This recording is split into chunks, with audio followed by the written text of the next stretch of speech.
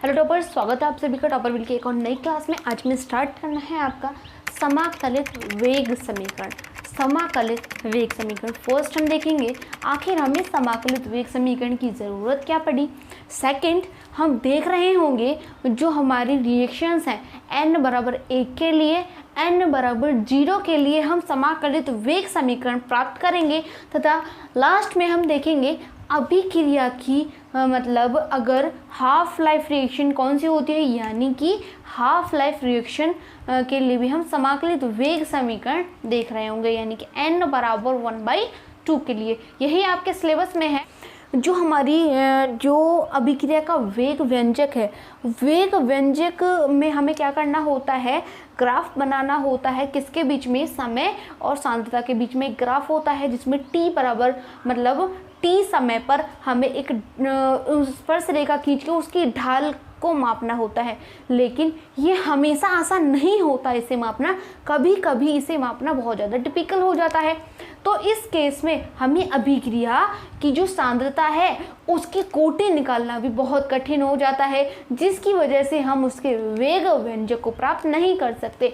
इसके लिए हमें क्या करना होता है, n को वहाँ से एलिमिनेट करना होता है, यानी कि n को वहाँ से हटाना होता है और हमें समाकलित वेग समीकरण प्राप्त करनी होती हैं, ताकि हमें बिल्कुल भी कोई प्रॉब्लम ना हो। हम किसी भी पॉइंट पे किसी भी टाइम पर समाकलित वेग समीकरण के हिसाब से उसका वेग ज्ञात कर सकते हैं। आई होप इट्स क्लियर कि हमें इसकी ज़रूरत क्या पड़ी।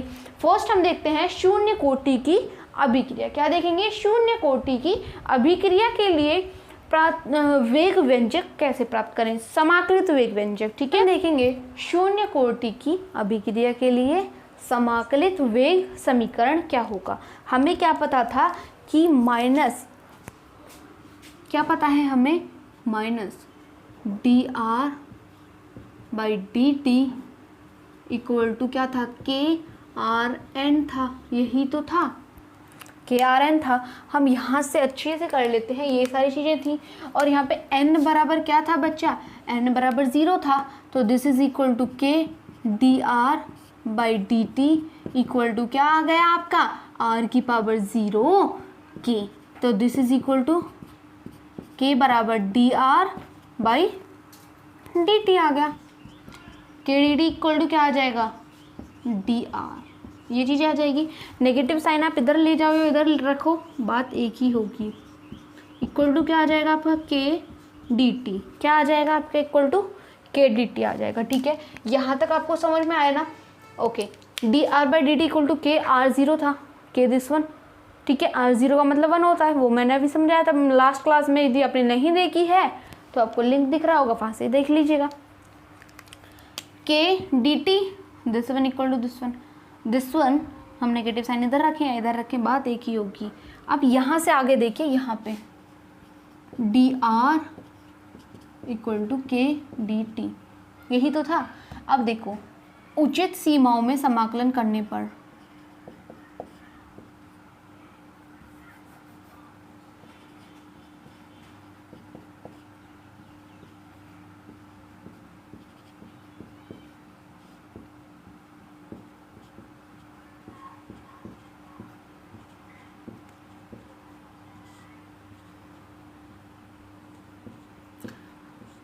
उचित सीमाओं में समाकलन करने पर, यदि हम समाकलन करते हैं उचित सीमाओं में, तो देखिए क्या होगा, dr है, dr ठीक है, इक्वल टू K dt है, K dt है। बोर्ड छोटा है, यहाँ पे बता रही हूँ आपको। यहाँ पे देखिए,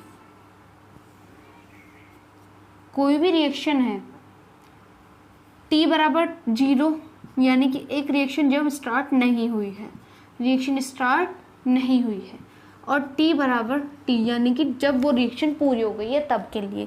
t बराबर 0 पर जो हमारा r है उसे हम ले रहे हैं r0। क्या ले रहे हैं, r0। ये r0 नहीं है कि अभी आप सोचने लग जाओ कि अभिकारक कैसे 0 हो गया यहीं पर, ऐसा नहीं सोचना है बिल्कुल भी।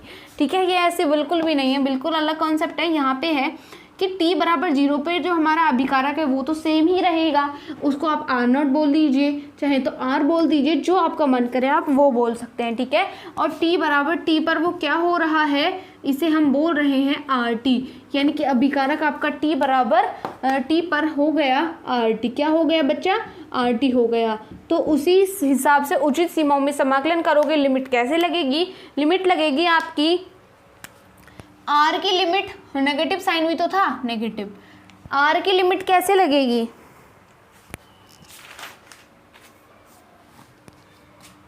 यहां लिख लीजिए, बात एक ही होगी, ठीक है।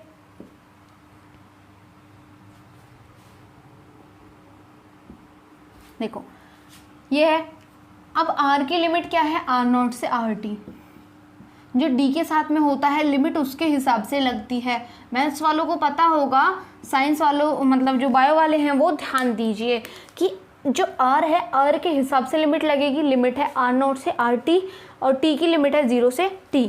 जब आप इसे सॉल्व करोगे dr के लिए, देखो मैं बता देती हूँ, ध्यान रखना है आपको, ये बातें आपको ध्यान रखनी है कि जो dr होता है इस तरीके से मैं बताती हूँ। देखो ऐसे dx यदि इस तरीके से होता है तो उसका हो जाता है ऐसे, dy का समाकलन होगा y, तो dr का समाकलन क्या होगा बच्चा, dr का समाकलन होगा r। ऐसे है तो ऐसे लिख लीजिए, एज इट इज बातें हैं, सेम है, बिल्कुल बिल्कुल भी अलग नहीं है, ठीक है। इतनी बात क्लियर हुई ना। तो इसे आप क्या लिख सकते हो, r लिख सकते हो, r लिख सकते हो। और ये क्या होता है, r0 by RT, k dt है, k कांस्टेंट टर्म है, k कांस्टेंट टर्म है, क्या था ये, स्थिरांक था, तो स्थिरांक बाहर आ जाता है और dt रहेगा अंदर, क्या रहेगा, dt रहेगा। और dt जैसे कि dr बराबर r होगा, dt बराबर t होगा, dt बराबर t होगा। तो इसे आप कैसे लिख सकते हैं, इसे आप लिख सकते हैं नेगेटिव साइन के साथ में t। और अभी बताती हूँ ये क्या है, ठीक है, ध्यान से देखना। यदि कोई भी लिखा हुआ है, जैसे dx लिखा रहा हुआ है, ठीक है, यहाँ पे लिमिट लगी हुई है a टू b, लिमिट लगी हुई है a टू b, तो ये होता है, इसका हो जाएगा x समाकलन।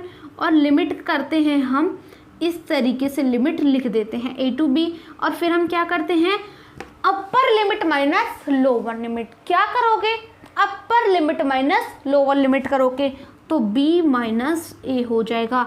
x की जगह पे पहले आप b लिखोगे, a की जगह मतलब x की जगह पे फिर आप a लिखोगे, और ये आपका आंसर आ जाता है। उसी तरीके से यहाँ करोगे, यहाँ अपर लिमिट क्या है, RT। अपर लिमिट वो होती है जो ऊपर लिखी होगी, अपर लिमिट वो होगी जो ऊपर लिखी होगी। बात समझ में आ रही है ना आपको, बिल्कुल कंफ्यूजन नहीं होना चाहिए। अपर लिमिट t माइनस 0 होगी, t minus 0, RT minus R0 equal to minus KT, क्योंकि k की मल्टीप्लाई 0 में करोगे वो तो 0 ही हो जाएगा। इसे हम कैसे लिख सकते हैं कि RT equal to R0 minus KT, R0 minus KT। ये आ गई आपकी समाकलित वेग समीकरण। क्या आ गई आपकी, ये आ गई समाकलित वेग समीकरण, ठीक है। कैसे आई मैं बता देती हूँ, यहाँ तक तो आपको समझ में आया होगा। नेगेटिव साइन इधर लिखो या इधर लिखो, उसके हिसाब से आप क्या करोगे, लिमिट लगाओगे। t बराबर 0, r से r0 जाएगा।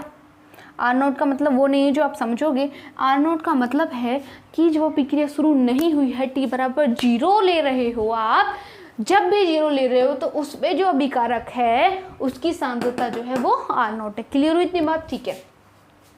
t बराबर t का मतलब क्या है कि कोई भी दूसरा टाइम लो, कि मतलब आप आधी रिएक्शन पे भी t बराबर t ले सकते हो, या फिर पूरी रिएक्शन के बाद टाइम t ले सकते हो, जो आपका मन करे। यानी कि जहाँ से आप रिएक्शन शुरू कर रहे हो वो 0 होगा, जहाँ आप रिएक्शन ख़त्म कर रहे हो, जहाँ आप मेज़र कर रहे हो दूसरा पॉइंट, वो t होगा, ठीक है। ओके, RT R बराबर हो जाएगा RT, वो चीज़ें लिखी। और फिर हो जाएगा आपका दिस वन, ये पता है आपको, dx बराबर x होता है, dr बराबर r हो जाएगा, dt बराबर t हो जाएगा। अपर लिमिट माइनस लोअर लिमिट करते हैं। अपर लिमिट क्या थी, लोअर लिमिट क्या थी, अपर लिमिट क्या थी, लोअर लिमिट क्या थी। नेगेटिव साइन और k बाहर आया, क्यों आया, क्योंकि ये क्या है, एक कांस्टेंट टर्म है, जो हमारी कांस्टेंट क्या होता है वो बाहर आ जाता है। तो इस तरीके से आपको मिली समाकलित वेग समीकरण। क्या मिली, समाकलित वेग समीकरण। क्लियर हुई इतनी बात, ठीक है। इसके लिए हम ग्राफ देखेंगे।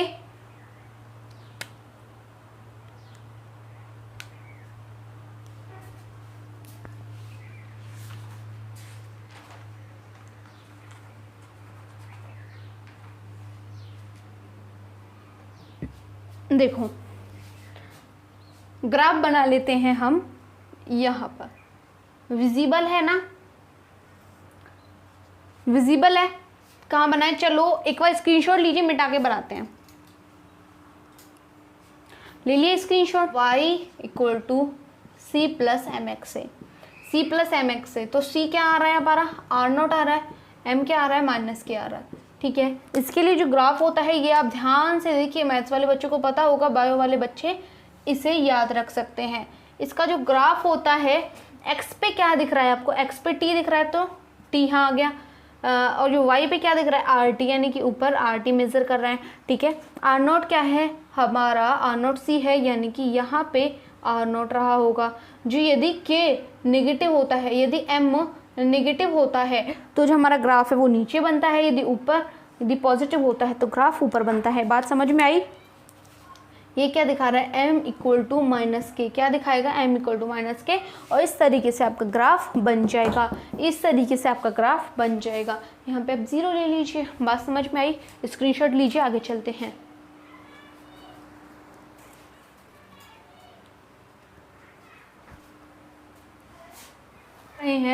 n बराबर 1 के लिए हम देख रहे हैं। बात समझ में आ रही है आपको। जब n बराबर 1 है, n बराबर 1 है, तो यहाँ पे भी आप क्या लिखोगे, n बराबर 1 लिखोगे, यही तो लिखोगे, या कुछ और लिखोगे, सेम लिखोगे। ठीक है, बात समझ में आई इतनी। तो इससे आप क्या लिखोगे बच्चा, इसे आप लिखोगे, टर्म एक पास ले आए और जो अपोजिट टर्म है उन्हें दूर रखें, यानी कि dt इस तरीके से हो जाएगा। बात समझ में आ रही है आपको। यहाँ से हम इसका उचित सीमाओं में जो समाकलन करेंगे तो आपकी वैल्यूज आपको मिल जाएंगी। t बराबर 0 पर जो r है वो है आपका rt, और t बराबर t पर जो आपका r है वो है आपका r। यहाँ पे r नॉट ले लीजिए, जो सेम लिया था, कंफ्यूजन ना हो तो rt ले लीजिए। बात समझ में आ रही है आपको यहाँ तक। अब देखो हम क्या कर सकते हैं, उचित सीमाओं में समाकलन करने पर यहाँ करें। ठीक है, यहाँ कर लेते हैं, dr बाई, यहाँ से आप क्या कर सकते हो, k को इधर ले जाओ,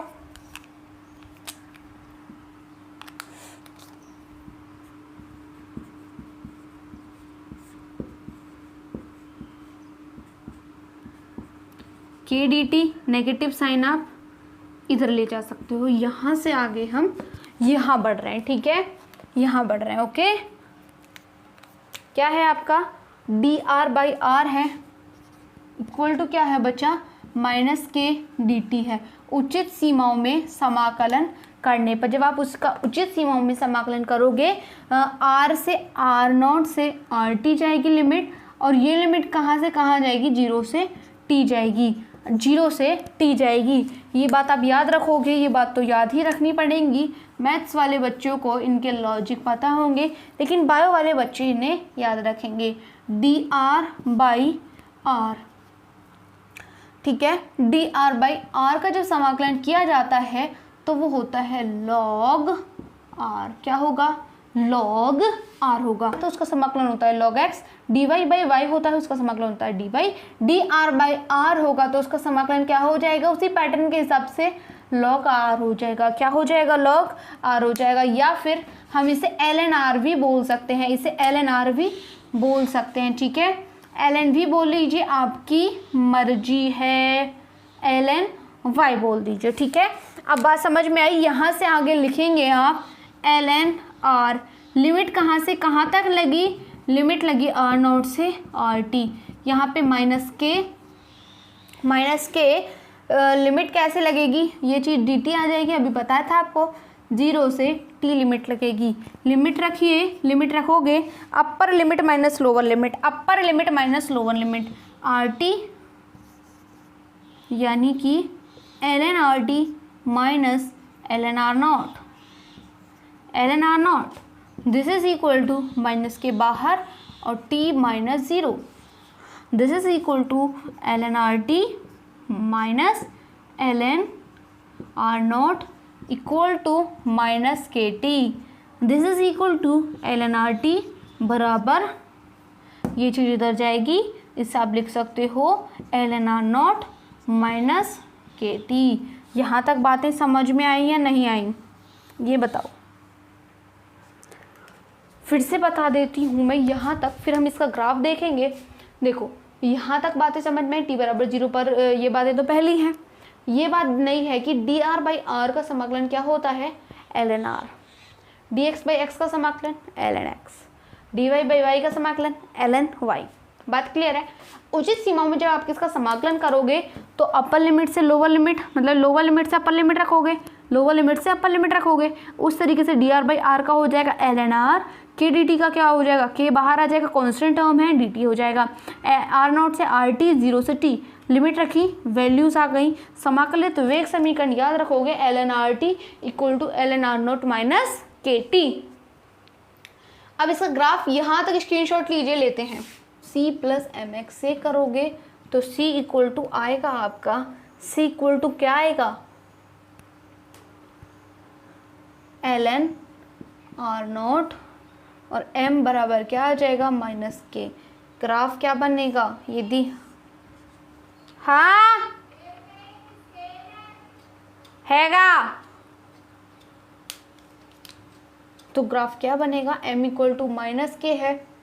जब आपका m इक्वल टू माइनस के है, यहाँ पे मैंने क्या बताया, y को क्या लेंगे आप, ln आर टी लेंगे, क्या लेंगे, ln आर टी लेंगे, और इसको के हिसाब से बिल्कुल y is equal to C plus M X जो है, ये प्रवणता होती हैं सारी चीज़ें, इसको जो कंपेरिजन करेंगे ln आर नॉट क्या दिखाएगा आपका, y को दिखाएगा, x को कौन दिखाएगा, x को दिखाएगा आपका t, ठीक है।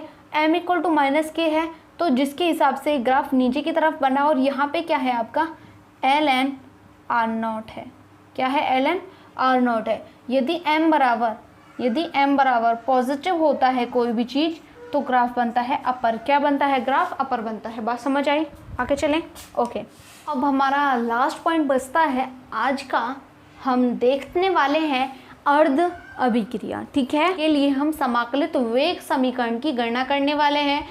अर्ध अभिक्रिया क्या होती है, अर्ध अभिक्रिया की डेफिनेशन देखिए, प्राथमिक अभिक्रियकों की सांद्रता को, प्राथमिक अभिक्रियकों की सांद्रता को आधा होने में जितना समय लगता है उसे ही हम बोलते हैं हाफ लाइफ या फिर अर्ध आयु बोलते हैं, अर्ध आयु बोलते हैं, ठीक है।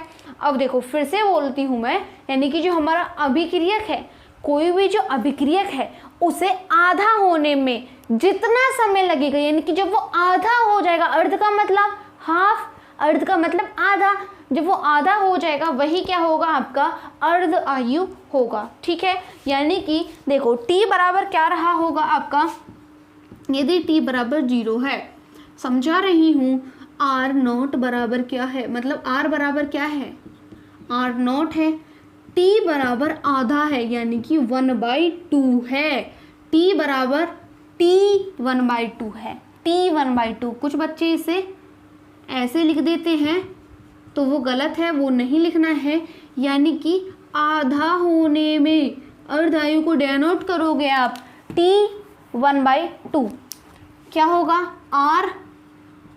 r नॉट का आधा हो जाएगा, क्या हो जाएगा, r नॉट का आधा हो जाएगा, rt पर 0 पर r नॉट है। बात समझ में आ रही है।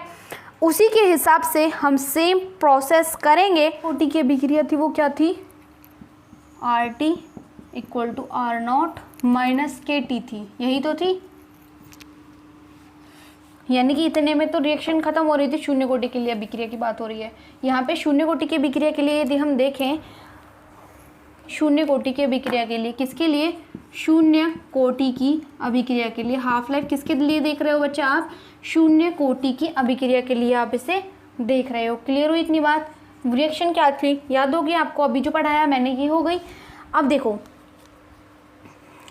आर टी क्या लेना है आपको, R T R naught by two, are naught by two ले लिया। आर नॉट क्या है, R naught as it is है, minus K as it is. T बराबर क्या होगा, टी बराबर टी हाफ होगा, टी हाफ होगा। ये बात तो हो रही थी टी बराबर 0 समय पर, और टी जो है, टी जब 0 है तो उस पर जो हमारा आर नॉट था वो तो सिंपल आर नॉट ही था, ठीक है, लेकिन आर टी पर जो है वो चीज़ आधी हो गई तो आर नॉट बाई टू हो गया। और जो के है, के एज इट इज़ रहेगा, और टी के लिए हम क्या लेंगे, आधा समय की बात हो रही है, अर्ध अभिक्रिया देख रहे हैं हम, सॉरी अर्ध आयु देख रहे हैं, तो टी हाफ हो जाएगी। बहुत सारे क्वेश्चंस आते हैं इससे रिलेटेड, वो मैं आपको आगे कराऊंगी, बिल्कुल कंफ्यूज नहीं होना है, बिल्कुल प्रॉपर हर चीज़ कराई जाएगी आपको। आर नॉट बाई टू होगा तो टी हाफ, इससे मोस्ट इम्पॉर्टेंट क्वेश्चंस आते हैं बच्चा, बिल्कुल भी इसे आप स्किप नहीं कर सकते। तो आपका जो इसकी रिएक्शन आ जाती है वो हो जाती है दिस वन।